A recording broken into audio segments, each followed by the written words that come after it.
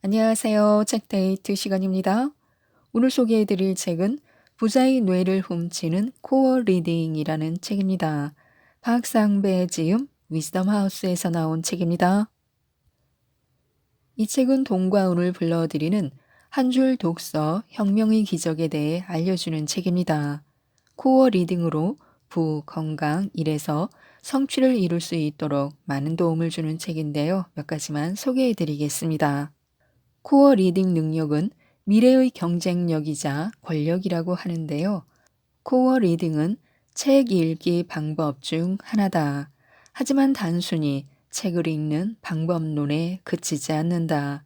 그것은 생각법의 일종이며 세상을 읽고 내 삶을 변화시키는 데 필요한 가장 핵심적인 도구다.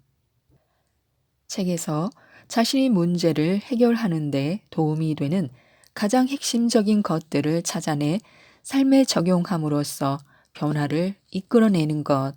그냥 읽는 것이 아니라 자신이 문제를 해결하는 데 도움이 되는 핵심적인 부분을 찾아내는 것이 중요하다. 나아가 그것을 실천함으로써 삶을 변화시키는 것이 바로 코어 리딩이다. 코어 리딩을 통해 우리에게 진정 필요한 것을 찾아내 활용할 수 있다. 그렇게 한다면 미래 경쟁력을 확보하는 것은 물론이고 인생 우상향을 경험하는 것도 가능해진다. 인풋이 효율적이고 효과적인 아웃풋으로 연결되도록 노력한다면 누구라도 부의선순환 구조에 진입할 수 있다. 우물 안에 사는 사람이 있고 우물 밖에 사는 사람이 있습니다. 우물 안에 갇혀 사는 개구리는 세상 경험이 없고 아는 것도 적다.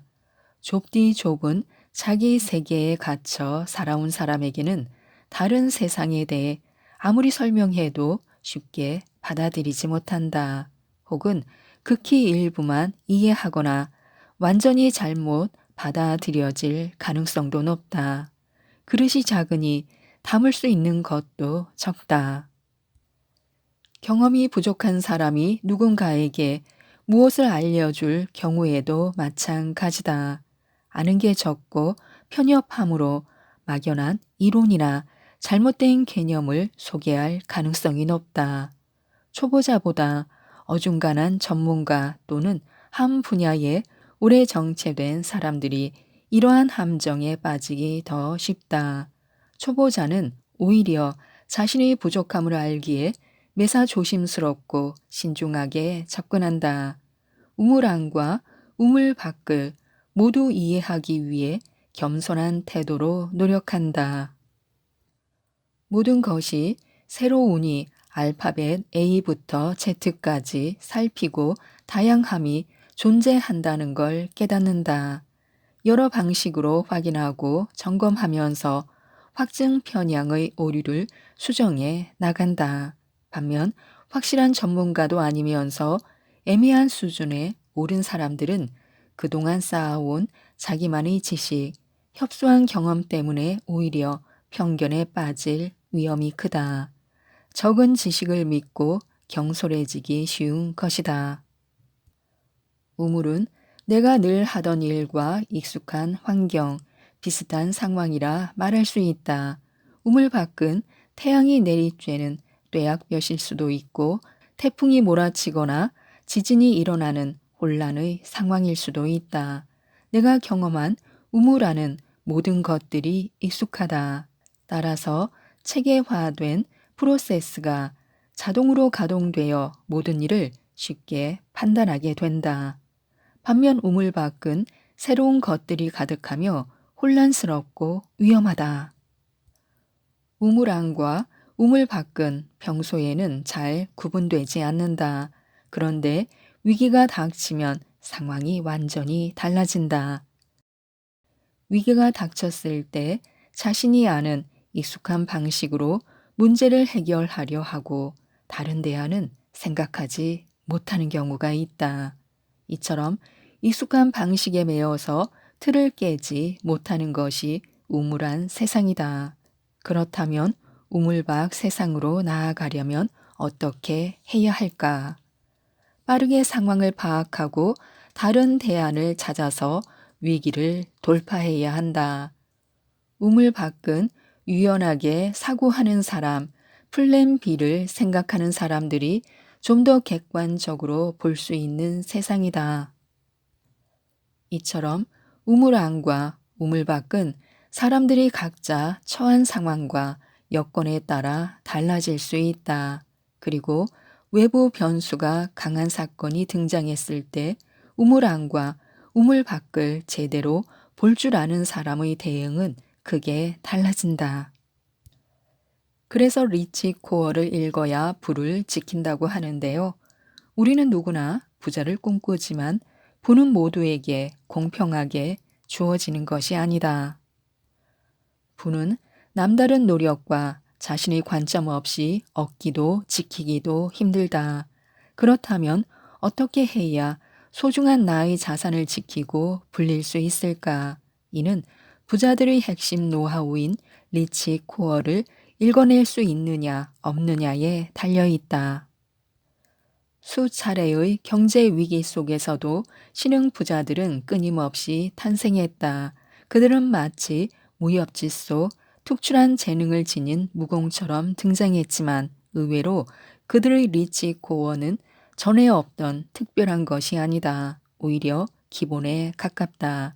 그들은 부자의 기본 덕목을 충실히 실행하는 과정에서 자산의 복리 효과를 경험하게 되었고 자신만의 투자 철학을 하나하나 정립해 나갔다. 그렇다면 리치 코어를 읽고 부자의 길에 들어서기 위해 먼저 어떤 것들이 준비되어 있어야 하는지부터 자세히 살펴보자. 나를 지배하는 방어 기제부터 점검하자. 리치 코어는 나를 지배하는 삼원 구조를 이해하는 것에서 출발한다. 인간의 의식은 무의식, 전의식, 의식으로 나뉜다. 우리가 부를 쌓지 못하는 이유는 이 무의식 속에 부에 대한 부정적 생각이 자리 잡고 있기 때문이다. 이는 부에 대한 미성숙한 방어 기제로 작용한다. 방어 기제는 자아가 위협받는 상황에서 무의식적으로 자신을 속이거나 상황을 다르게 해석함으로써 감정적 상처에서 자신을 보호하는 심리의식이나 행위를 일컫는다. 이 중 투사는 자신의 생각을 상대방에게 던지는 것이다. 인정하고 싶지 않은 생각이나 본능, 개인적인 성향, 특히 죄의식이나 열등감 등의 원인을 타인이나 외부 환경에서 찾는 현상이다.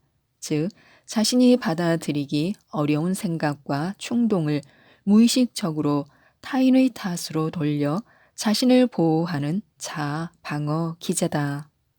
가령 오래도록 취업을 못하고 있어 가족들 눈치를 보는 상황이라고 치자. 여느 날과 달리 말없이 식사를 하는 가족들 사이에서 괜스레 눈치를 더 보게 된다. 이때 실상 가족들은 아무런 말도 하지 않았는데 괜한 자격지심이 발동해 돈을 못 벌면 밥 먹을 자격도 없냐? 지금 돈도 못 벌면서 밥 먹는다고 눈치 주는 거지라고 소리친다. 자신에 대한 실망감을 타인에게 투사해 오히려 상대가 나를 무시하고 있다고 생각하는 것이다. 또 다른 방어 기제인 이지화는 자신의 문제에 이론적으로 접근하는 것이다. 감당하기 힘든 현실이나 기억에서 도피하기 위해 감정을 분리하고 상황에 대해 이성적으로 이론적으로만 접근하려는 방어 기제다. 가령 내가 오늘 소개팅에서 차인 이유는 그릇된 외모지상주의 때문이야 라거나 명품을 입고 나갔으면 차이지 않았을 텐데 라고 말하는 식이다. 이런 식의 미성숙한 방어 기제에 사로잡혀 의식에서 감정을 고립시키면 사회적 관계에도 균열이 생긴다. 나아가 계속 스스로를 속이고 있는 기분에 사로잡힌다. 문제는 해결되지 않은 채 비슷한 상황이 끊임없이 반복되고 급기야 더 큰 고난이 닥치면 대처 능력은 현저히 떨어진다. 그러므로 자신에게 주로 어떠한 방어 기제가 나타나는지 인지하고 조절하면서 부정적 요소를 줄여나가는 훈련이 필요하다. 만일 부자가 되길 원한다면 내가 갖고 있는 부에 관한 부정적 인식은 무엇인지부터 파악해야 한다. 그것만 제대로 알아도 실수를 반복하지 않을 수 있다. 그것이 곧 무의식과 전의식을 일깨워서 완전히 새로운 자아를 창조하는 지름길이다. 또한 무의식에 긍정적 가설 사고를 세팅하라고 하는데요. 미래를 예측하기 어렵고 불투명할수록 살아남기 위해서는 가설 사고를 해야 한다. 가설이란 개별 사건이든 사건 간의 관계든 아직 증명되지 않은 것을 일컫는다. 그런데 무슨 일이든 가설을 세우면 전체적인 그림이 그려지고 앞뒤 맥락과 전후 사정이 보인다. 따라서 고민의 시간은 짧아지고 결단력은 높아진다. 우선 시도해보자라는 생각으로 가설에 기반해 수정을 거듭하면서 조금씩 나은 결과를 도출해 낼 수 있다. 이 과정에서 예지력과 결단력이 공고해진다. 그래서 부자들은 부에 대한 가설 사고를 하는데요. 특정 과제를 가장 합리적인 결론에 최대한 빨리 도달하게 하려면 가설 사고가 필수다. 이때 결론에 도달하기까지는 수차례의 가설 설정과 가설 수정이 필요하다. 어떻게 해결하고 대처해 나가야 할지 감이 잡히지 않을 때는 가설의 설정과 수정을 거듭하면서 과제의 범위를 점차 좁혀나가면 된다. 이 과정에서 자신만의 직감이 키워진다. 고의 추월 차선에서도 가설 사고의 중요성을 언급했다. 부자들은 결정적인 순간 추월 차선을 타고 남들보다 성큼 앞서간다. 그 이유는 가설 사고를 하기 때문이다. 반면 가난한 사람들은 가설 사고를 하지 않는다. 앞을 내다보며 스스로 세운 목표에 다가가기 위해 어떤 구체적인 가설을 세워 실천하고 수정을 거듭하는 창조적 활동을 하지 않는 것이다. 대신 시간이 없다. 종잣돈을 모으기엔 월급이 너무 적다. 빚이 있어서 투자를 할 수 없다 등의 핑계만 찾는다. 생각의 디폴트 값을 긍정적 부의 DNA로 바꾸는 법이 있습니다. 가설 사고에서 중요한 것은 지금 나에게 있는 것과 없는 것을 구분하는 것이다. 그런데 없는 것에 세뇌되면 부정적인 삶을 살게 된다. 그리고 부자에 대한 악감정을 키우면 절대 부자가 될 수 없다. 부자들이 왜 서행 차선이 아닌 추월 차선을 타고 남들보다 빨리 목표 지점에 도달하는지 알려면 긍정적인 부의 DNA를 자신에게 심어야 한다. 이런 준비가 되어 있어야 가설 사고도 가능하다. 우선 자신이 생각하는 부자에 대한 부정적 생각을 글로 써볼 필요가 있다. 부정적인 생각을 제대로 확인해야 거기서 탈피하는 것도 가능하다. 먼저 부자에 대해 갖고 있는 부정적인 생각 5가지를 써보자. 막연한 생각을 글로 적다 보면 더 분명하게 보이는 효과가 있다. 5가지를 다 적어놓고 보면 나의 무의식에 부의 가설 사고가 부정적으로 세팅되어 있었음을 알게 된다. 이러한 사실을 깨닫는 순간 누구나 변화할 가능성이 생긴다. 가난한 사람은 돈 걱정을 하고 부자는 돈 생각을 한다. 이는 주식농부 박영호 투자자의 말이다. 그가 만일 자신의 인생을 한탄하고 돈 걱정만 했다면 결코 지금의 자산가가 되지 못했을 것이다. 지금 이 순간부터 돈 걱정은 접어두자. 부자들은 부자가 되기 전에도 돈 걱정은 하지 않는다. 가난한 사람들은 돈 걱정을 하고 부자들은 돈 생각을 한다. 이 말은 그가 돈을 어떻게 대하는지를 단적으로 보여준다. 그의 말처럼 돈 생각을 하지 않으면 평생 돈 걱정에서 벗어나지 못한다. 돈 생각을 해야 투자할 종잣돈과 시간도 만들어낼 수 있다. 여름 휴가를 포기하고 모은 돈을 푼돈으로 여기는 사람은 돈 걱정만 하는 사람이다. 하지만 그렇게 모은 돈을 종잣돈으로 여겨 투자를 시작하는 사람은 돈 생각을 하는 사람이다. 그는 작은 액수의 돈에도 종자라는 단어를 붙이면 가치가 달라진다고 말한다. 벽시 하나를 심어 열매를 추수하고 그것을 다시 뿌리기를 반복하면 몇 년 지나지 않아 곡간을 채울 곡식으로 불어나기 때문이다. 그는 이 종자의 시간과 노력이라는 영양분을 투자해 기적을 만들어냈다. 10권으로 1000권의 효과를 내고 3시간 만에 문제를 해결하는 코어 리딩의 3단계 프로세스가 있습니다. 코어 리딩 1단계 핵심을 찾아라. 여기서 중요한 것은 저자가 말하는 핵심이 아니라 내가 찾고자 하는 핵심이다. 즉, 나의 문제 해결을 위한 핵심을 찾는 것이다. 먼저 내가 해결해야 할 문제를 염두에 두고 프롤로그, 목차, 에필로그 순으로 읽는다. 이때 내 문제에 도움이 될 만하다고 생각되는 부분, 중요하다고 여겨지는 부분에 표시를 하고 코어 워드나 핵심 메시지 등을 메모한다. 코어 리딩 2단계 핵심을 읽어라. 코어 리딩에서 가장 중요한 단계다. 1단계에서 목차를 선별하고 중요한 부분에 표시한다. 그렇게 선별한 핵심 목차의 해당 본문을 찾아 집중적으로 읽되 정독한다.